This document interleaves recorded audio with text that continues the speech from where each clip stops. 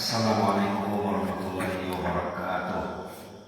Bismillahirrahmanirrahim. Alhamdulillahirabbil hamdan katsiran tayyiban mubarakan fi hamdan yuafi ni'amahu wa yukafi'u mazidahu ya rabbana lakal hamd kama yanbaghi li jalali wajhika al-karim azim sultanik. Wassalatu wassalamu ala sayyidina wa habibina wa syafiina maulana Muhammad wa ala alihi wa sahbihi wasallam tasliman katsiran adada khalqihi ta'ala wa rida nafsihi وزنة عرشه ومداد كلماته كما يحب ربنا ويرضى. اللهم زدنا ولا تنقصنا وأكرمنا ولا تهنا وأعطنا ولا تحرمنا وآثرنا ولا تؤثر علينا وأرضنا وارض عنا. Alhamdulillah, kita bersyukur kepada Allah masih mengurus kita secara jasmani dan rohani. Manusia itu terbagi dua, ada yang diurus jasmaninya saja, ada yang jasmani dan rohani. Pengurusan ini manajemen namanya ya, ini manajemen Allah sebagai Rabbul Alamin yang kita puji selalu. Alhamdulillahirabbil alamin. Segala puji bagi Allah Rabbul Alamin. Manajemen Allah pada umumnya, garis besarnya ada dua, ada umum, ada khusus. Kalau orang itu diurusnya secara umum, ya sama dengan makhluk lain, dikasihnya hidup, dikasihnya sehat, dikasihnya tenaga, dikasihnya rezeki, samalah manusia dengan yang bukan manusia, karena semuanya makhluk Allah. Ada pun orang yang diurusnya secara rohani, kalau subuh itu mesti ke masjid. Itu maka kita diundangnya datang ke rumahnya 5 kali sehari semalam. Orang yang rohaninya diurus Allah dengan baik, lihatlah di zaman awal Islam, lihatlah di zaman Rasulullah. Dan sering disebut yang datang sembahyang subuh di zaman Nabi Muhammad melebihi yang datang sembahyang hari raya di zaman kita. Karena yang tak datang itu 2-3 orang saja disebut dan dipanggil namanya, diusut, disiasat. Orang itu terkasus di zaman Nabi ya. Kita bersyukur kepada Allah. Allah masih mengurus kita jasmani dan rohani. Dan selawat dari salam di atas Rasulullah sallallahu alaihi wasallam. Mengawali tazkirah subuh kita seperti ini, karena di sini ada anak kita dari Darul Ikhlas, pelajar tahun 3 ataupun kelas 3 kalau istilah kitanya. Kalau di Malaysia tingkatan 3 bagian tahfidz. Dia ini sudah hafal 30, sudah pernah hafal 30 juz. Sekarang pemantapan lagi ya. Sekali harum sekali lalu sudah dialaminya. Dan anak ini termasuk anak yang kalau kita pergi ke masjid Darul Ikhlas selalu ada di sana. Jadi hari ini kita minta dengar beberapa ayat bacanya mungkin dari surah Al-Waqiah. Tafadhal. A'udzu billahi minasy syaithanir rajim. Bismillahirrahmanirrahim. Idza waqa'atil waqi'ah laysa liwaqa'atiha kadhibah khafidatur rafi'ah. Idza rujjatil ardu rajja wa bussatil jibalu bassa fakanat haba'an wa kuntum azwajan thalatha fa ashabul maimanati ma ashabul maimanah wa ashabul mash'amati ma ashabul mash'amah was-sabiqun as-sabiqun ulaikal muqarrabun fi jannatin na'im. ثلة من الأولين وقليل من الآخرين على سرر موضونة صدق الله العظيم. Astagfirullahaladzim. Demikianlah yang dibaca dari ayat 1 sampai 14. Surah Al-Waqiah semuanya 96 ayat. Ayat pendek. Kalau kita berusaha menghafalnya satu ayat sehari, kira 3 bulan dah dapat. Kalau anak kita suruh menghafalnya, anak yang tingkatan sekolah dasar, SD, kalau di Malaysia sekolah rendah, mesti dapat. Itu perlu manajemen tadi, perlu pengelolaan, pengaturan masa anak kita. Tidak mungkin tidak dapat.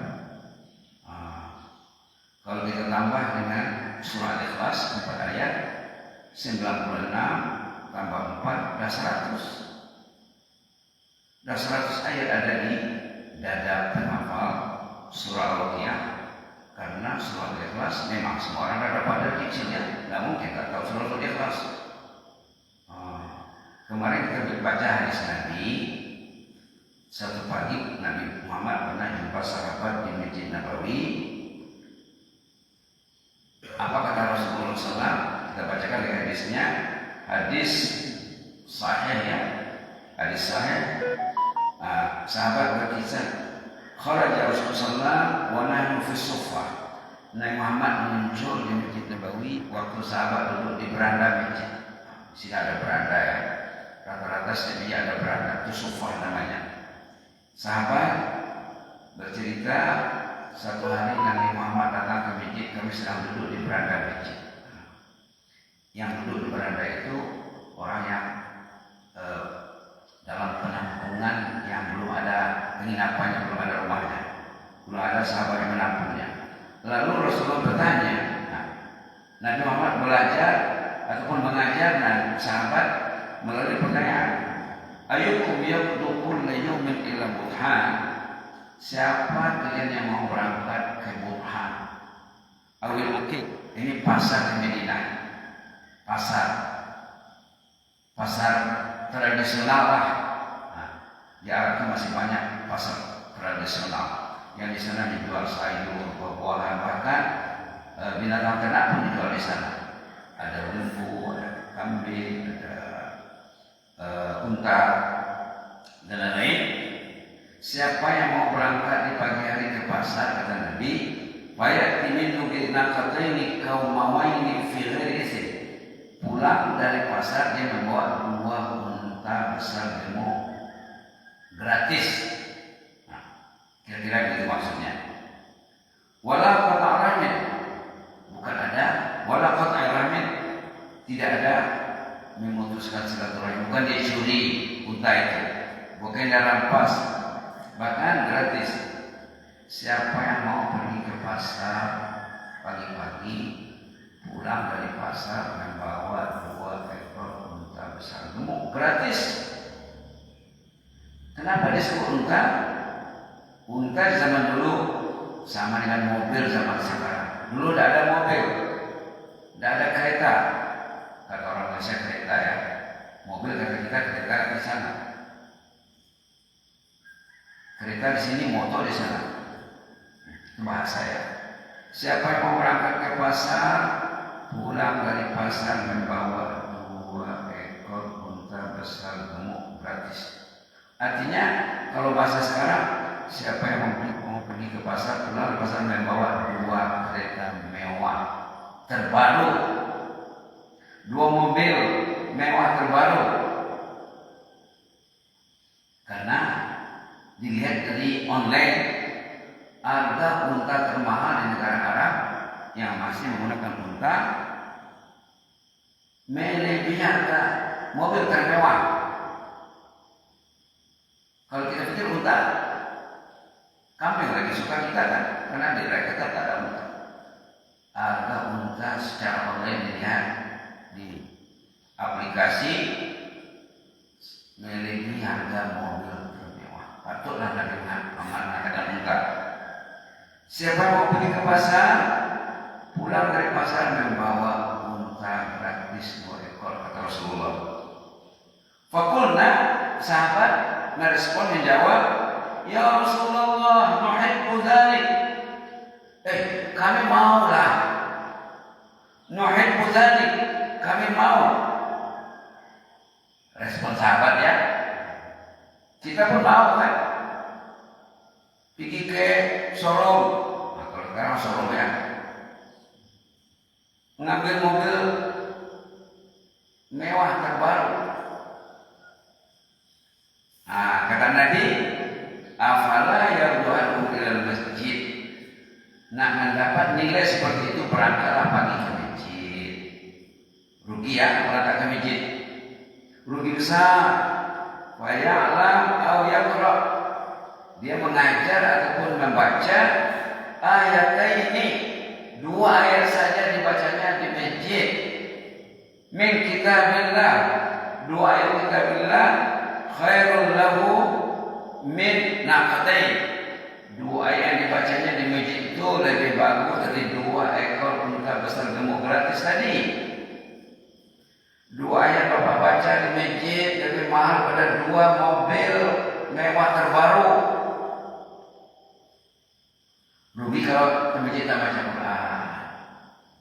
Ini budaya kita ya, yang perlu kita buat perubahan, revolusi. Orang kita ke masjid kadang tak sunat sunat, kadang masbuk. Masalah apa ya? Yang tak sunat masalah, kata mas, yang masbuk bermasalah. Nanti kita bicara tentang masbuk ya. Lalu wasalas khairul min salas. Dalam Quran tidak ada surah Quran yang 2 ayat. Paling sedikit 3 ayat. Kalau dibaca 3 ayat ternyata dapat 3 kendaraan mewah terbaru.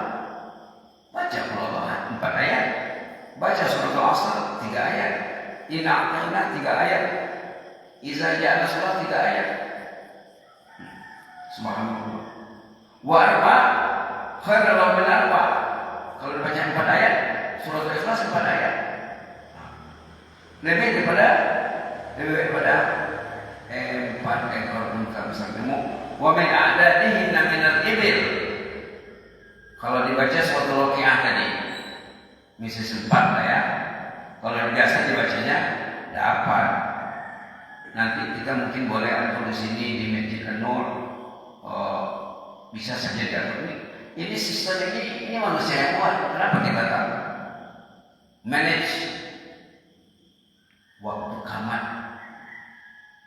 Nah, kalau kita pergi ke negara yang maju, komunitas yang maju, ada yang menunggu kamat setengah jam, ada yang 20 menit, ada yang 15 menit, jarang 10 menit. Karena waktu itu mahal. Antara azan dan qamat itu mahal waktunya. Isilah dengan tilawah, isilah dengan zikir, isilah dengan doa.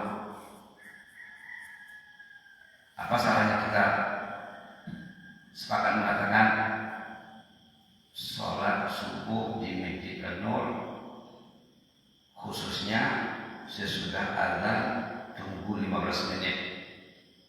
Semua kita baca Quran. Nanti berubah ya, insya Allah.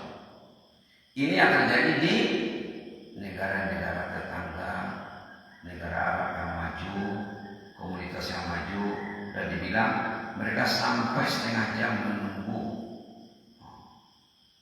Itu bukan dikatakan melanggar sholat, bukan dikatakan melanggar sholat, masih lagi. Kalau setengah jam, kalau kita pergi ke Mekah Madinah saja, tidak kurang dari 20 menit tunggu kamar. Kita buat 15 menit dulu contohnya. Kita baca Quran.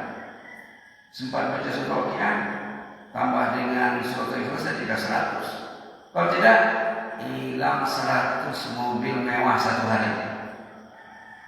Satu hari hilang 100, satu hari hilang 100. Dan kita tidak merasa kehilangan. Itu masalahnya. karena tidak membaca hadis. Subhanallah, subhanallah. Itu maksud hadisnya ya. Nah, jadi kita baca hadis sahih yang jarang dibicarakan. Karena yang ke masjid pagi itu berapa persen saja. Macam mana mau membicarakannya? Apalagi nanti Ramadan, apalagi bulan Ramadan, tentulah nilai lebih mahal lagi. Mudah-mudahan bermanfaat ya. Jazakumullah khairan.